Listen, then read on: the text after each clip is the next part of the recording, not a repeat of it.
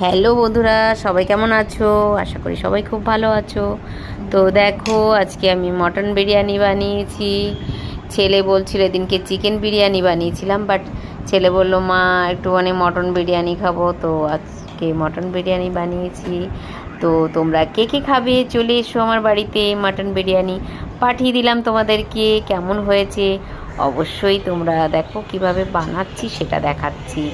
Mutton বিরিয়ানিগুলো প্রথমে সাজিয়ে দিলাম, দিয়ে ওর উপরে সুন্দর মশলা মশলা দিয়ে এবার মাংসগুলো তুললাম।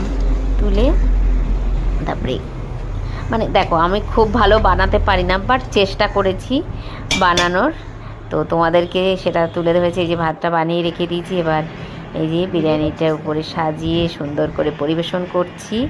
তো কেমন হয়েছে তোমরা বিরিয়ানিটা খেয়ে অবশ্যই বলো কেমন হয়েছে, ঠিক আছে? আমি বিরিয়ানিটা বাড়ছি, দেখো স্যালাড তৈরি করে নিয়েছি, আর চিকেন কষা করেছি পাশেই আছে, সেটা ওই যে বাটিতে তোলা রয়েছে। তো এই যে স্যালাড।